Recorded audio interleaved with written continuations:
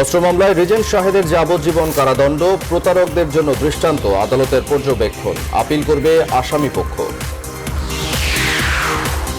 MC কলেজের ধর্ষণ মামলার 3 আসামি 5 দিনের রিমান্ডে, আজও প্রতিবাদ, দোষীদের ছাড় নেই বললেন স্বরাষ্ট্রমন্ত্রী। টিকিটের জন্য আজও প্রবাসীদের বিক্ষোভ, সড়ক অবরোধে তীব্র যানজট। পররাষ্ট্রমন্ত্রীকে সংকট সমাধানের নির্দেশ প্রধানমন্ত্রীর। রাজপথ থেকে অর্থনীতির কাণ্ডারি, উন্নয়নের রোল মডেল শেখ হাসিনার জন্মদিন আজ, দলীয় ও বিভিন্ন সংগঠনের নানা কর্মসূচি পালন। ট্রাম্পের বিরুদ্ধে ফের ট্যাক্স ফাঁকির অভিযোগ, আয়করে গরমিল। প্রোপাগান্ডা বলছেন প্রেসিডেন্ট। টিকটকের ওপর নিষেধাজ্ঞা স্থগিত। এবং শ্রীলঙ্কা সফরে যাচ্ছে না বাংলাদেশ দল, নতুন সূচির জন্য এসএলসিকে বিসিবির চিঠি। ঘরোয়া ক্রিকেটে ব্যস্ত থাকবেন ক্রিকেটাররা।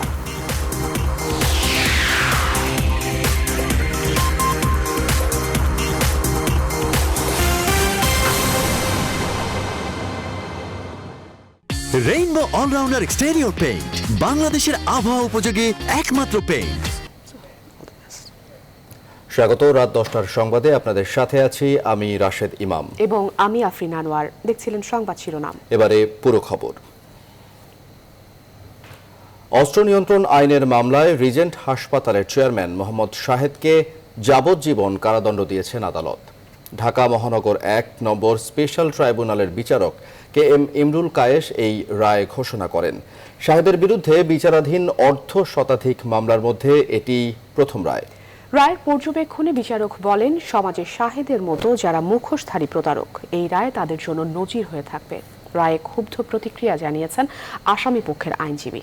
বিস্তারিত জানাচ্ছেন হাবিবুল ইসলাম হাবিব। করোনা পরীক্ষার নামে ভুয়া রিপোর্ট দিয়ে সমালোচিত রিজেন্ট হাসপাতালের চেয়ারম্যান মোহাম্মদ শাহেদের বিরুদ্ধে অস্ত্র আইনে করা মামলার রায় ঘোষণাকে কেন্দ্র করে আদালত চত্বরে জোরদার করা হয় নিরাপত্তা ব্যবস্থা। সোমবার বেলা 11টার দিকে শাহেদকে কারাগার থেকে আদালতে হাজির করা হয়। দুপুর 2টার কিছুক্ষণ আগেই তাকে ইজলাস কক্ষে নিয়ে যায় পুলিশ। মামলায় 11 জন সাক্ষীর ভিত্তিতে রায় ঘোষণা করেন বিচারক। রায়ে অবৈধভাবে আগ্নেয়াস্ত্র ও গোলাবারুদ রাখার অপরাধে অস্ত্র নিয়ন্ত্রণ আইনের 2টি ধারায় তাকে যাবজ্জীবন ও 7 বছর কারাদণ্ড দেন আদালত, যা একই সাথে কার্যকর হবে। আজকে তাকে যাবজ্জীবন কারাদণ্ড দেওয়া হয়েছে একটি ধারায়, আরেকটা ধারায় তাকে 7 বছরের কারাদণ্ড দেওয়া হয়েছে, সশ্রম কারাদণ্ড দেওয়া হয়েছে। ধরনের লোক তারা ভদ্রবেশী, তাদের কাছে যে অস্ত্র উদ্ধার হয়েছে, অথবা তাকে যে শাস্তি দেওয়া হয়েছে এটা একটা মেসেজ হিসেবে যাবে, কারণ সে আদালতের কোনো অনুকম্পা সে পেতে পারে না। তবে এ রায়ে ক্ষুব্ধ প্রতিক্রিয়া জানিয়ে শাহেদের বিরুদ্ধে আনা অভিযোগ সঠিক নয় বলে দাবি করেন আসামি পক্ষের আইনজীবী।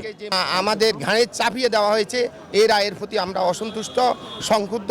আমরা মনে করি উচ্চ আদালতে আপিল করলে আমরা ন্যায় বিচার পাবো, সেখানে আমরা আসামি পক্ষ খালাস পাবে বলে আমরা বিশ্বাস করি। শাহেদের বিরুদ্ধে ঢাকা সহ সারা দেশে অর্ধশত মামলা রয়েছে। Habibul Islam Habib, news 24, Dhaka. MC college হোস্টেলে নারী ধর্ষণ মামলার আসামি সাইফুর রহমান, অর্জুন লস্কর ও রবিউল ইসলামকে 5 দিন করে রিমান্ডে নিয়েছে পুলিশ। তবে র্যাবের হাতে আটক মাহবুবুর রহমান রনিকে এখনও পুলিশের কাছে হস্তান্তর করা হয়নি। শনিবার থেকে সোমবার সকাল পর্যন্ত মামলার 4 আসামিকে বিভিন্ন স্থান থেকে আটক করে পুলিশ ও র্যাব। জড়িত অভিযোগে আরও 2 জন আইনশৃঙ্খলা বাহিনীর হাতে। স্বরাষ্ট্রমন্ত্রী বলেছেন, ঘটনার সঙ্গে জড়িত কাউকেই ছাড় দেয়া হবে না। সৈয়দ রাসেলের তথ্য ও ছবিতে ডেস্ক রিপোর্ট। এমসি কলেজের হোস্টেলে স্বামীর কাছ থেকে ছিনিয়ে নিয়ে নারীকে সংঘবদ্ধ ধর্ষণ মামলার আসামি সাইফুর রহমান ও অর্জুন লস্করকে সোমবার দুপুরে সিলেট মহানগর হাকিম আদালতে হাজির করে 7 দিন করে রিমান্ড চায় পুলিশ। এছাড়া পুলিশের হাতে গ্রেফতার অপর আসামি রবিউলকে বিকেলে হাজির করা হয় আদালতে। এদের প্রত্যেকের 5 দিন করে রিমান্ড মঞ্জুর করেন আদালত।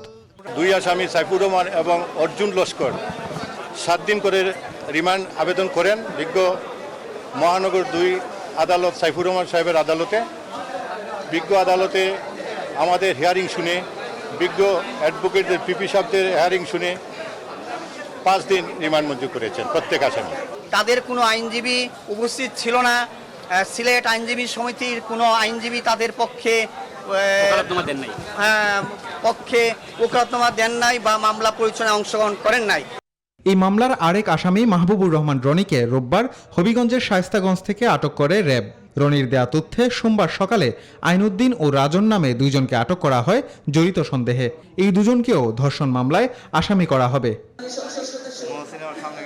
স্বামী থাকতেও অনিরাপদ নারী, এজন্য এই ঘটনাকে বর্বরোচিত আখ্যা দিয়ে জড়িতদের বিষয়ে কঠোর ব্যবস্থা নেওয়ার কথা জানিয়েছেন স্বরাষ্ট্রমন্ত্রী।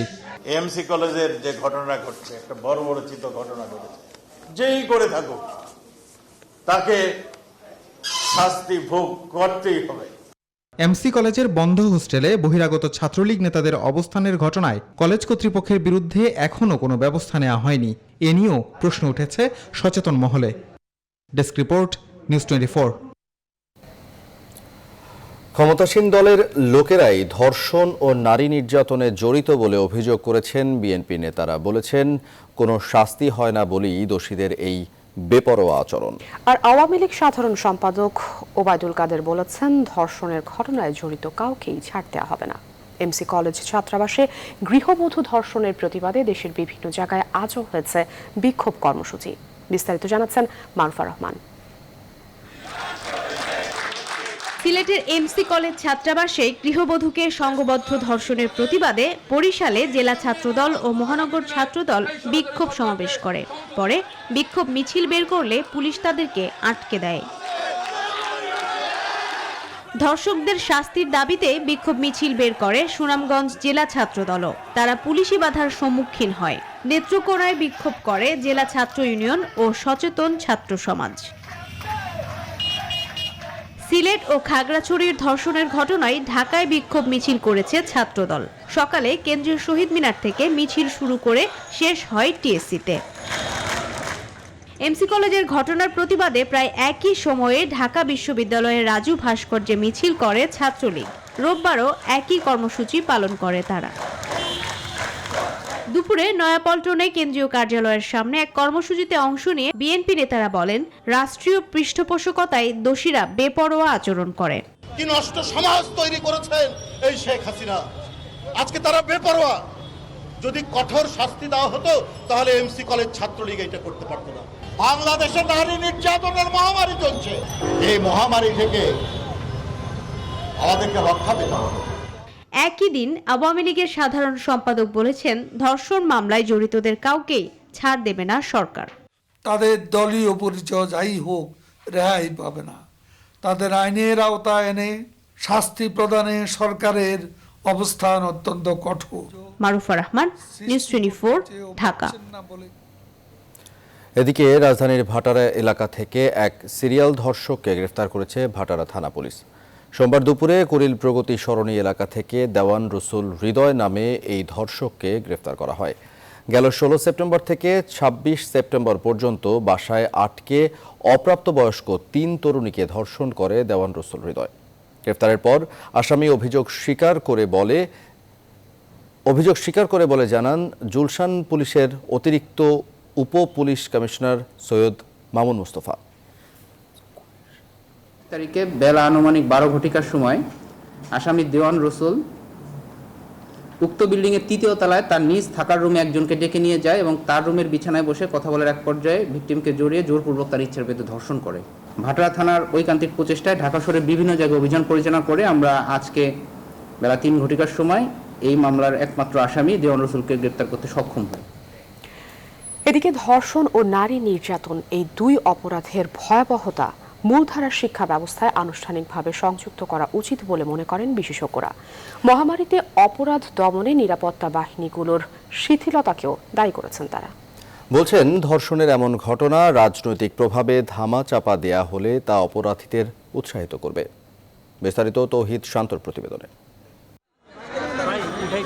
সিলেটের এমসি কলেজে সংঘবদ্ধ ধর্ষণের ঘটনায় সাইফুর রহমান এবং অর্জুন লস্কর এই দুই তরুণকেই দায়ী করেন নির্যাতিতা। এই দুই তরুণের সঙ্গে তিনি আরও 4 জনকে এই সংঘবদ্ধ ধর্ষণের জন্য চিহ্নিত করেন। এদের 4 জন এখনো ছাত্র, 2 জন বহিরাগত। করোনা মহামারীতে কলেজ বন্ধ থাকলেও তারা কলেজ ছাত্রাবাসে নিয়মিত অবস্থান করত। আইন এবং মনোরোগ বিশেষজ্ঞরা বলছেন, শিক্ষা প্রতিষ্ঠানের ভেতরে ধর্ষণ সমাজের সামনে এটি একটি বিপদ সংকেত। এটার কারণ হলো নজরদারিতার অভাব এবং সেই বিষয়গুলো নিয়ে আমাদের মনে হচ্ছে যে এখন এটা শুধু দেশের স্বাস্থ্যক্ষেত্রে মহামারী না, এটা একটা নারী নির্যাতনের মহামারীর অবস্থা দাঁড়িয়েছে। প্রত্যেকটা বিষয়ে রাজনৈতিক একটা সম্পর্ক আছে, অর্থাৎ এক হলো ধর্ষণের মামলায় বিচার হয় না, আর দুই হলো যদি রাজনৈতিক একটা আশ্রয় প্রশ্রয় থাকে এবং এই অপরাধগুলি সবগুলি আমরা দেখছি যে রাজনৈতিক সম্পৃক্ততা আছে, তাহলে আরো বিচার হবে না। তারা বলছেন মূলধারার শিক্ষায় ধর্ষণ এবং নারী নির্যাতন এই অপরাধ দুটি সম্পর্কে পরিষ্কার ধারণা সংযুক্ত করা উচিত। তো আমাদের আমি বলবো পাঠ্যপুস্তকেও এই বিষয়গুলো আনা প্রয়োজন। আর সাথে হলো আমাদের স্কুলের কিন্তু স্কুল থেকেও আমরা একটা বিশেষ এই ধরনের নৈতিক শিক্ষার জায়গাগুলো আমরা পাই। কাজে স্কুল কর্তৃপক্ষেরও কিন্তু এই বিষয়গুলো নিয়ে আসলে কথা বলা প্রয়োজন। আসামিদের কয়েকজন গ্রেপ্তার হলেও শেষ পর্যন্ত বিচার কি হয় এটি এখন দেখার বিষয় বলছেন বিশেষজ্ঞরা। তৌহিদ শান্ত, নিউজ 24, ঢাকা। ভিসা ও আকামার মেয়াদ বৃদ্ধির আশ্বাসের পর আজও রাজধানীর কারওয়ান বাজারে সড়ক অবরোধ করে বিক্ষোভ করেছেন দেশে আটকে পড়া সৌদি প্রবাসীরা। সংকট সমাধানের দাবিতে দিনভর ছিল তাদের এই কর্মসূচি। কালও পররাষ্ট্র মন্ত্রণালয় ঘেরাও করবেন তারা।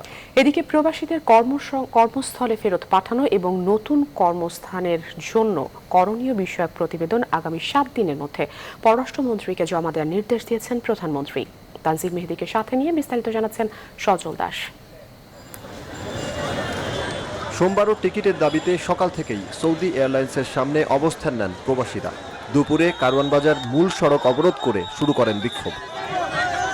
টিকিট না পেলে ভিসা ও আকামার মেয়াদ বৃদ্ধি করার দাবিতে চলতে থাকে এই আন্দোলন। দাবি পূরণ না হওয়া পর্যন্ত এই আন্দোলন চালিয়ে যাওয়ার ঘোষণাও দেন তারা। আমরা কেন পাচ্ছি না? বাংলাদেশে থাইকা আকামার মেয়াদ বৃদ্ধি করা সম্ভব না, এটার ফটোকপিও দেওয়া সম্ভব না। 3 মাসের ভিতরে টিকিট কাটবো, আমরা সবাই একসাথে আসবো না। কয়েক ঘন্টা সড়ক অবরোধে প্রচণ্ড যানজটে নির্ধারিত সময়ে গন্তব্যে পৌঁছাতে পারেননি অনেকে আবার পায়ে হেঁটেই রওনা দেন। সন্ধ্যায় মঙ্গলবার পররাষ্ট্র মন্ত্রণালয় ঘেরাও কর্মসূচি ঘোষণার মধ্য দিয়ে শেষ হয় দিনের কর্মসূচি। কালকে সকাল 9টা কর্মসূচি হবে। প্রথমত আমরা পররাষ্ট্র মন্ত্রণালয়ে যাব, আমরা কিভাবে সৌদি আরবে যাব, আমরা এটাই তাদের কাছে দাবি জানাবো। এদিকে পররাষ্ট্র মন্ত্রণালয় জানিয়েছে প্রবাসীদেরকে তাদের কর্মক্ষেত্রে ফেরত পাঠাতে সরকার চেষ্টা অব্যাহত রেখেছে। মন্ত্রিপরিষদের বৈঠক শেষে সচিবালয়ে মন্ত্রিপরিষদ সচিব জানান, বাংলাদেশে আটকে পড়া প্রবাসীদের ফেরত পাঠানো এবং তাদের জন্য নতুন কর্মসংস্থানের ক্ষেত্রে করণীয় ঠিক করতে 7 দিনের মধ্যে পররাষ্ট্রমন্ত্রীকে প্রতিবেদন দেওয়ার নির্দেশ দিয়েছেন প্রধানমন্ত্রী। নতুন আরো কি এমপ্লয়মেন্ট আমরা এর মধ্যে স্কোপ আনতে পারি, জেনারেশন করতে পারি, আরো নতুন নতুন দেশে কিভাবে করা যায়, যেমন উজবেকিস্তান, কাজাকিস্তান এই টাইপের দেশে এখন মনে হচ্ছে যে আমাদের একটা নতুন সুযোগ আসতে পারে। তো সেই জিনিসগুলো নিয়ে আগামী ক্যাবিনেট মিটিংয়ে ফরেন মিনিস্টারকে আপনার একটা বিস্তারিত একটা প্রতিবেদন উপস্থাপন করতে বলা হচ্ছে। সজল দাস, নিউজ 24, ঢাকা। চলতি বছরের ডিসেম্বরে প্রধানমন্ত্রী শেখ হাসিনা ও ভারতের প্রধানমন্ত্রী নরেন্দ্র মোদী ভার্চুয়াল বৈঠক করবেন। সোমবার পররাষ্ট্রমন্ত্রী একে আব্দুল মোমেন তার দপ্তরে সাংবাদিকদের এই তথ্য জানান। পররাষ্ট্রমন্ত্রী দুই নিকট প্রতিবেশী দেশের প্রধানমন্ত্রীদের বৈঠকে দুদেশের মধ্যে দ্বিপক্ষীয় চুক্তি সইয়েরও ইঙ্গিত দেন, তবে এ নিয়ে তিনি বিস্তারিত কিছু জানাননি। মঙ্গলবার দুদেশের পররাষ্ট্রমন্ত্রীরা যৌথ পরামর্শক কমিশনের বৈঠক করবেন, তবে এই বৈঠকে কোনো চুক্তি সই হবে না।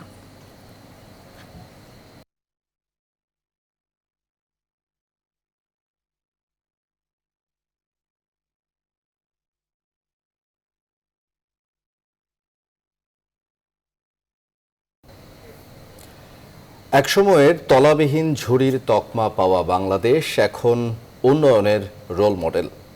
বিশ্ব মিডিয়ায় একসময়ে বাংলাদেশ সংবাদের শিরোনাম হতো ঝড়, বন্যা, জলোচ্ছ্বাস আর দুর্ঘটনার খবরে।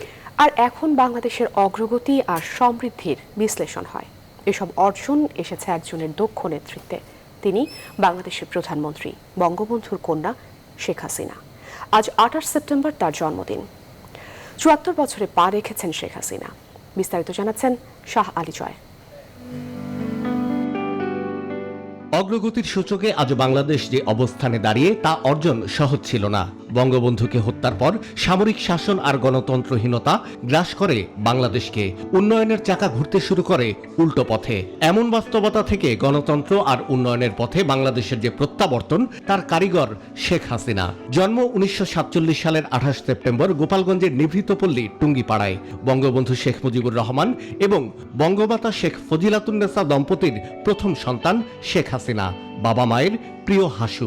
শৈশব থেকে বেড়ে উঠেছেন রাজনৈতিক পরিমণ্ডলে, দেখেছেন মুক্তিকামী শোষিত বাঙালিকে স্বাধীনতা এনে দিতে পিতা শেখ মুজিবুর রহমানের নিরন্তর সংগ্রাম।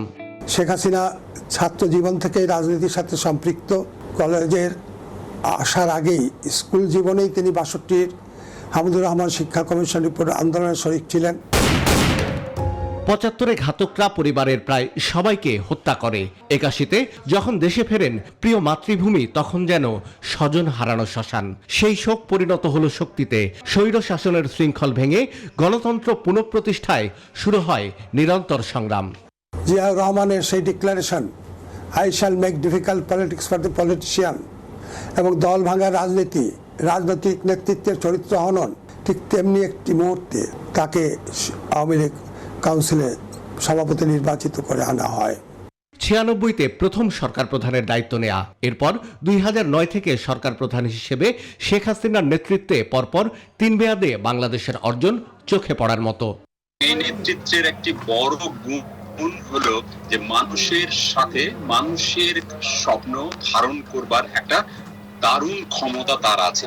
রাজনৈতিক জীবনে সামরিক শাসক আর উগ্রবাদীরা বারবার হত্যার চেষ্টা করে তাকে। তিনি বলেছিলেন, আমি জানি বুলেট আমাকে তাড়া করছে, কিন্তু আমি থামবো না, এবং সত্যিই তিনি থামেন নাই। আজকে এই বাংলাদেশে শুধু নন, আন্তর্জাতিক বিশ্বে একজন মর্যাদাশালী নেতা আমাদের প্রিয় প্রধানমন্ত্রী শেখ হাসিনা।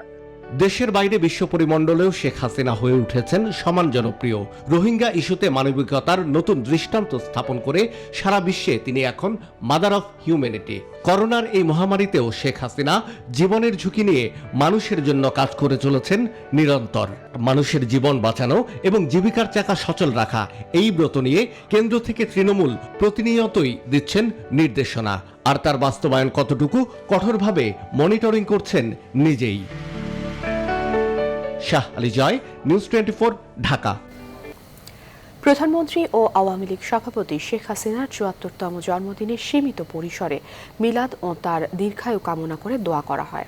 আওয়ামী লীগের কেন্দ্রীয় কমিটির পক্ষ থেকে কেন্দ্রীয় কার্যালয়ে দোয়া মাহফিল সহ ঢাকা শহরের মসজিদ, মন্দির, গির্জা ও প্যাগোডায় দোয়া প্রার্থনা করা হয়। মূল দলের পাশাপাশি বিভিন্ন অঙ্গ সংগঠন ও সহযোগী সংগঠনের পক্ষ থেকেও বিভিন্ন কর্মসূচি পালন করা হয়। আরও জানাচ্ছেন তৌফিক মাহমুদ মুন্না। করোনা ভাইরাসের কারণে এবার প্রধানমন্ত্রী ও আওয়ামী লীগ সভাপতি শেখ হাসিনার জন্মদিন সীমিত আকারে উদযাপনের ঘোষণা দেয় আওয়ামী লীগ। রাজধানীর কৃষিবিদে জন্মদিন উপলক্ষে আলোচনা সভা হওয়ার কথা থাকলেও একদিন আগে তা বাতিল করে কেন্দ্রীয় কার্যালয়ে দোয়া মাহফিলের আয়োজন করা হয়। জাতীয় মসজিদ বাইতুল মোকাররমের পেশ ইমাম দোয়া মাহফিল পরিচালনা করেন। এতে দলের কেন্দ্রীয় কমিটির নেতারা উপস্থিত ছিলেন। সূচনা বক্তব্য রাখেন দলের সাধারণ সম্পাদক ওবায়দুল কাদের। গত ৪৫ বছরে এদেশের সবচেয়ে সৎ সাহসী রাজনীতিকের নাম শেখ হাসিনা, সবচেয়ে সফল রাষ্ট্রনায়ক, দক্ষ প্রশাসকের নাম শেখ হাসিনা। তিনি আছেন বলেই দীর্ঘদিনের অমীমাংসিত সীমান্ত সমস্যার শান্তিপূর্ণ সমাধান হয়েছে। তিনি আছেন বলেই বিনিময় হয়েছে যুগ যুগ ধরে ঝুলে থাকা ছিটমহল। তার হাত ধরে বিক্ষুব্ধ পার্বত্য অঞ্চলে বইছে শান্তির সুবাতাস। শেখ হাসিনা জন্মদিন উপলক্ষে কেন্দ্রীয় কার্যালয়ে মিলাদ ও দোয়া মাহফিল আয়োজন করে যুবলীগ। পরে প্রতিবন্ধী ও অসহায় মানুষের মাঝে রান্না করা খাবার ও বস্ত্র বিতরণ করা হয়। প্রধানমন্ত্রী জন্মদিন উপলক্ষে বাদ জোহর বাইতুল মোকাররম মসজিদে দোয়া ও মিলাদ মাহফিল হয়। এতে মন্ত্রিসভার সদস্য সহ আওয়ামী লীগের কেন্দ্রীয় নেতাকর্মীরা উপস্থিত ছিলেন। তৌফিক মাহমুদ মুন্না, নিউজ 24, ঢাকা।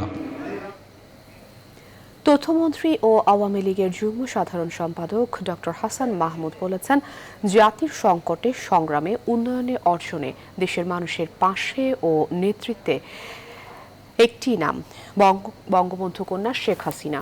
সোমবার জাতীয় প্রেস ক্লাবে প্রধানমন্ত্রীর জন্মদিন উপলক্ষে এক সেমিনারে প্রধান অতিথির বক্তব্যে তিনি কথা বলেন। মিডিয়া ফর ডেভেলপমেন্ট অ্যান্ড পিসের উদ্যোগে অনুষ্ঠিত এই সেমিনারে তথ্যমন্ত্রী বলেন, অপরাধী যে দলেরই হোক প্রধানমন্ত্রী শেখ হাসিনা ও তার সরকার ছাড় দিবে না।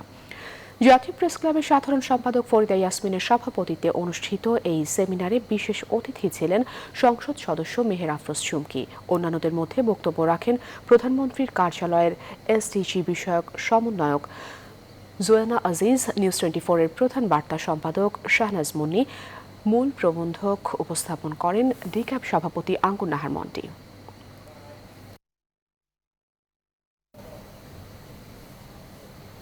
বেসরকারি মেডিকেল ও ডেন্টাল কলেজ আইন 2020-এর খসড়ার নীতিগত অনুমোদন দিয়েছে মন্ত্রিসভা। গণভবন থেকে প্রধানমন্ত্রী শেখ হাসিনার সভাপতিত্বে অনুষ্ঠিত ভার্চুয়াল মন্ত্রিসভা বৈঠকে আইনটির খসড়ার অনুমোদন দেওয়া হয়। আইনটি পাশ হলে প্রতি 10 জন শিক্ষার্থীর জন্য একজন শিক্ষক নিয়োগ দিতে হবে। প্রতিটি কলেজে 75% স্থায়ী শিক্ষক থাকতে হবে। মেডিকেল কলেজগুলো কমপক্ষে 250 শয্যা এবং ডেন্টাল কলেজ 50 শয্যা বিশিষ্ট হতে হবে। 10% শয্যায় অসচ্ছলদের জন্য বিনামূল্যে চিকিৎসার ব্যবস্থা রাখতে হবে। আর আইন অমান্য হলে 2 বছর কারাদণ্ড বা 10 লাখ টাকা জরিমানা কিংবা উভয় দণ্ডে দণ্ডিত করা হতে পারে। বৈঠক শেষে মন্ত্রিপরিষদ সচিব খন্দকার আনোয়ারুল ইসলাম সাংবাদিকদের এসব কথা বলেন।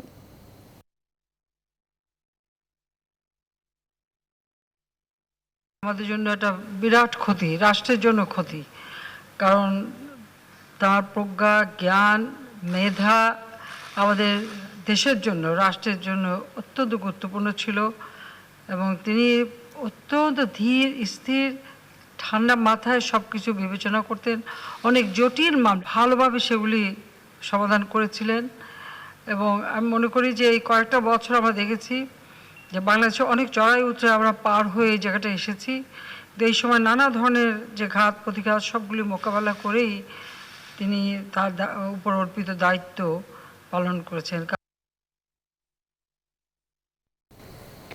মিরপুরের শহীদ বুদ্ধিজীবী কবরস্থানে চিরনিদ্রায় শায়িত হলেন রাষ্ট্রের সর্বোচ্চ আইন কর্মকর্তা মাহবুবে আলম। সুপ্রিম কোর্ট প্রাঙ্গণে নামাজে জানাজা শেষে তাকে দাফন করা হয় মিরপুরে। এর আগে তার জানাজায় প্রধান বিচারপতি ও আইনমন্ত্রী সহ বিশিষ্টজনেরা অংশ নেন। রোববার সন্ধ্যায় ঢাকার সম্মিলিত সামরিক হাসপাতালে মৃত্যুবরণ করেন অ্যাটর্নি জেনারেল মাহবুবে আলম। বিস্তারিত আশিকুর রহমান শ্রাবণের প্রতিবেদনে। অ্যাটর্নি জেনারেল মাহবুবে আলমের সরকারি বাসভবনে শোকের ছায়া। প্রিয় সহকর্মী, বন্ধু ও সহযোদ্ধাকে দেখার জন্য সেখানে অনেকে আসেন। শোকাহত পরিবারের সদস্যদের সমবেদনা জানান তারা। রাষ্ট্রের প্রতি তার যে মমত্ব ছিল, অসাম্প্রদায়িকতা এবং বিচার বিভাগের স্বাধীনতাকে সমুন্নত রাখতে বার এবং বেঞ্চের সঙ্গে সুসম্পর্ক রক্ষা করার ক্ষেত্রে আমার মনে হয় অনন্য অসাধারণ দৃষ্টান্ত তিনি রেখেছেন। দেশে আইনের শাসন প্রতিষ্ঠিতের জন্য তার প্রচেষ্টা স্মরণকালে অন্যতম শ্রেষ্ঠ। বেলা 11টার দিকে তার মরদেহটি 45 বছরের প্রিয় কর্মস্থল সুপ্রিম কোর্ট আইনজীবী সমিতির প্রাঙ্গণে জমা হয়। তারা নামাজে জানাজায় অংশ নেন প্রধান বিচারপতি সহ অন্যান্য বিচারপতি। উপস্থিত ছিলেন আইনমন্ত্রী সহ বেশ কিছু গুরুত্বপূর্ণ মন্ত্রী। জানাজা শেষে তার কফিনে রাষ্ট্রপতি ও প্রধানমন্ত্রীর পক্ষ থেকে ফুল দিয়ে শ্রদ্ধা নিবেদন করা হয়। শ্রদ্ধা নিবেদন করেন আইনজীবীদের নানা সংগঠন ও ব্যক্তি। উনি অনেক কিছু শিক্ষণীয় দেখিয়েছেন এবং করে গেছেন, বলেছেন তার আদর্শগুলি যেন তারা ফলো করার চেষ্টা। একজন সংস্কৃতি মনা মানুষ ছিলেন, একজন পরিপূর্ণ আইনজীবী ছিলেন। ঐতিহাসিক বঙ্গবন্ধু হত্যা মামলা, জেল হত্যা মামলা, আপনার বিডিআর মামলা, আপনার যুদ্ধাপরাধীদের যে মামলা সফলভাবে সেগুলো করেছেন। সুপ্রিম কোর্ট প্রাঙ্গণ থেকে তার মরদেহ নিয়ে যাওয়া হয় মিরপুর শহীদ বুদ্ধিজীবী কবরস্থানে। সেখানে রাষ্ট্রীয় সম্মানে চিরনিদ্রায় শায়িত হন তিনি। 2009 সালে রাষ্ট্রের প্রধান আইন কর্মকর্তা হিসাবে নিয়োগ পান মাহবুবে আলম। তারপর থেকে টানা 11 বছর তিনি এ দায়িত্বে বহাল ছিলেন। আশিকুর রহমান শ্রাবণ, নিউজ 24, ঢাকা। এবার মার্কিন নির্বাচন প্রসঙ্গ।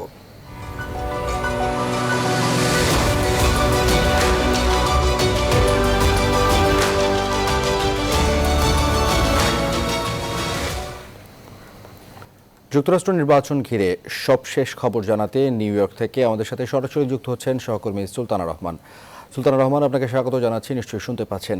এবার ট্রাম্পের বিরুদ্ধে কর ফাঁকির অভিযোগ, এই বিষয়টিকে কিভাবে দেখছেন মার্কিনীরা? গতকালই নিউ ইয়র্ক টাইমস খবরটি প্রকাশ করেছে। গত 15 বছরের মধ্যে প্রেসিডেন্ট ডোনাল্ড ট্রাম্প 10 বছরই কোনো ট্যাক্স দেননি এবং এক বছরের ট্যাক্সে, গত বছরের ট্যাক্সে দেখানো হয়েছে তা তিনি মাত্র $750 ট্যাক্স দিয়েছেন। তাকে বলা হয়, তিনি নিজেও দাবি করেন যে তিনি আমেরিকার অন্যতম ধনী পরিবার, ধনী ব্যক্তি, তার ব্যবসা বাণিজ্য অনেক সফল, কিন্তু নিউ ইয়র্ক টাইমস যে খবরটি প্রকাশ করেছে বলতে পারেন এটি বোমা ফাটানো খবর। তিনি তার প্রতিষ্ঠানগুলোকে লোকসানি প্রতিষ্ঠান দেখিয়ে আসলে ট্যাক্স ফাঁকি দিয়েছেন কিংবা ট্যাক্স দেননি এমন খবর। যদিও প্রেসিডেন্ট ডোনাল্ড ট্রাম্পকে এই ব্যাপারে হোয়াইট হাউসে আজ সকালবেলায় সাংবাদিকরা প্রশ্ন করেছেন, তিনি পুরো বিষয়টি এড়িয়ে গেছেন। তিনি বলেছেন এই অভিযোগগুলি তিনি বরাবরের মতো যেমনটি বলে থাকেন যে ফেক নিউজ, এগুলি আসলে ভুয়া খবর, এগুলির কোনো ভিত্তি নেই। তিনি প্রেসিডেন্ট পদপ্রার্থী যখন হয়েছিলেন 2016 সালে, তখন থেকেই কিন্তু দাবি উঠেছিল যে তাকে তার আয়কর রিটার্ন সেটি প্রকাশ করার, তিনি আজ পর্যন্ত সেটি করেননি। তিনি প্রথম কোন প্রেসিডেন্ট যিনি আসলে তার ট্যাক্স সংক্রান্ত তথ্য গোপন রেখেছেন। বিষয়টি আদালত পর্যন্ত গড়িয়েছে। আদালতে এটিকে প্রেসিডেন্ট ডোনাল্ড ট্রাম্পকে এক ধরনের আদেশ জারি করা হয়েছিল যে তিনি যেন তার ট্যাক্স রিটার্ন প্রকাশ করেন, কিন্তু সেটি এখন পর্যন্ত না করায় নিউ ইয়র্ক টাইমস যে অনুসন্ধানটি খবরটি প্রকাশ করেছে, নিঃসন্দেহে আগামী নির্বাচনে এটি একটা বড় বিষয় হয়ে দাঁড়াবে। সেই সঙ্গে আগামীকাল মঙ্গলবার যেই প্রেসিডেন্সিয়াল ডিবেট রয়েছে সেখানেও এটি একটি বড় বিষয় হতে পারে। সুলতানা রহমান, ধন্যবাদ আপনাকে সংযুক্ত হবার জন্য। দর্শক, সহকর্মী সুলতানা রহমান নিউ ইয়র্ক থেকে আমাদের সাথে সংযুক্ত হয়েছিলেন, জানাচ্ছিলেন মার্কিন নির্বাচনের সবশেষ খবরাখবর। অন্যদিকে টিকটকের ওপর মার্কিন প্রেসিডেন্ট ডোনাল্ড ট্রাম্পের নিষেধাজ্ঞাটি স্থগিতের সিদ্ধান্ত নিয়েছে ওয়াশিংটনের একটি আদালত।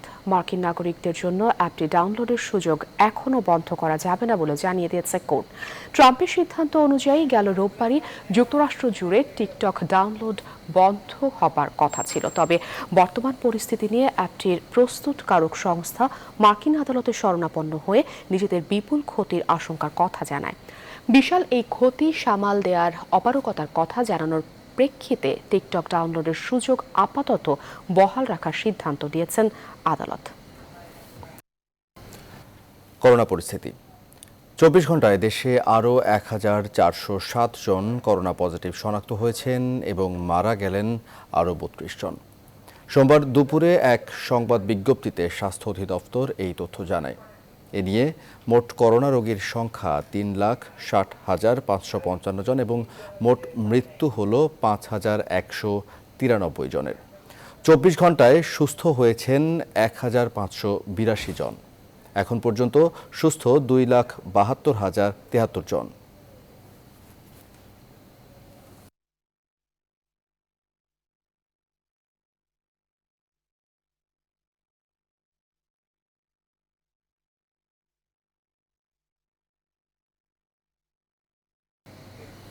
এবারে ফার্স্ট সিকিউরিটি ইসলামী ব্যাংক অর্থ ও বাণিজ্য সংবাদ।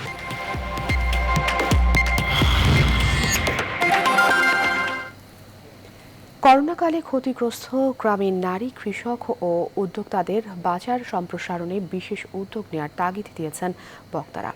সোমবার এমডিএফ ও অ্যাকশন এইড আয়োজিত এক ওয়েবিনারের এমন পরামর্শ দেন আলোচকরা। বলেন, করোনাকালীন এই সময়ে সবচেয়ে বেশি ক্ষতির মুখে পড়েছে কৃষিখাত, বিশেষ করে যেসব গ্রামীণ নারীদের জীবন ও জীবিকা কৃষি কাজ নির্ভর, তাদের দুর্দশার শেষ নেই। এদিকে ঋণ মিলছে না, অন্যদিকে বাজার ব্যবস্থাপনায় কার্যকর কোনো পথ নির্দেশিকা না থাকায় বিপণন বাধাগ্রস্ত হচ্ছে। এক্ষেত্রে নারী কৃষি উদ্যোক্তারা উন্নয়ন ও তাদের অনুকূলে প্রচলিত বাজার ব্যবস্থাপনায় কাঠামোগত পরিবর্তনের দাবি জানান বক্তারা। প্রধানমন্ত্রী শেখ হাসিনার ৭৪তম জন্মদিন উপলক্ষে দোয়া মাহফিল ও আলোচনা সভার আয়োজন করে Far East Islami life insurance. অনুষ্ঠানে প্রধান অতিথি ছিলেন কোম্পানির vice chairman professor doctor Ifat Jahan. অনুষ্ঠানে সভাপতিত্ব করেন কোম্পানির মুখ্য নির্বাহী কর্মকর্তা হেমায়েতুল্লাহ। উপস্থিত ছিলেন চিফ কনসালটেন্ট আলী হোসেন এবং সামির ওবায়দ সহ আরও অনেকে। এবার নিউজ 24 স্পোর্টস।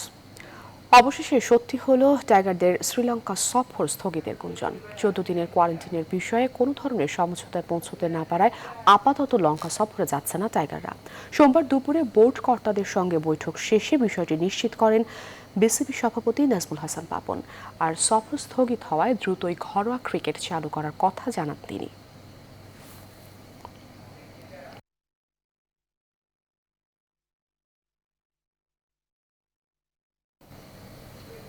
শেষ করব রাত 10টার নিউজ 24 সংবাদ। যাবার আগে শিরোনামগুলো আরেকবার।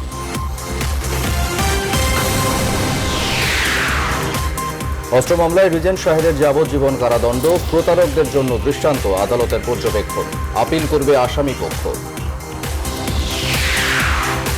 এমসি কলেজের ধর্ষণ মামলার 3 আসামি 5 দিনের রিমান্ডে। আজও প্রতিবাদ, দোষীদের ছাড় নেই বললেন স্বরাষ্ট্রমন্ত্রী। টিকিটের জন্য আজও প্রবাসীদের বিক্ষোভ, সড়ক অবরোধে তীব্র যানজট। পররাষ্ট্রমন্ত্রীকে সংকট সমাধানের নির্দেশ প্রধানমন্ত্রীর। রাজপথ থেকে অর্থনীতির কাণ্ডারি, উন্নয়নের রোল মডেল শেখ হাসিনার জন্মদিন আজ। দলীয় ও বিভিন্ন সংগঠনের নানা কর্মসূচি পালন। ট্রাম্পের বিরুদ্ধে ফের ট্যাক্স ফাঁকির অভিযোগ, আয় করে গরমিল। প্রোপাগান্ডা বলছেন প্রেসিডেন্ট। টিকটকের ওপর নিষেধাজ্ঞা স্থগিত।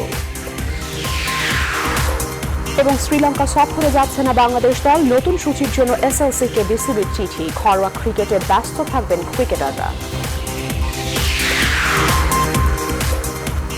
এ ছিল রাত 10টার সংবাদ আয়োজন। এতক্ষণ সাথে থাকার জন্য ধন্যবাদ সবাইকে।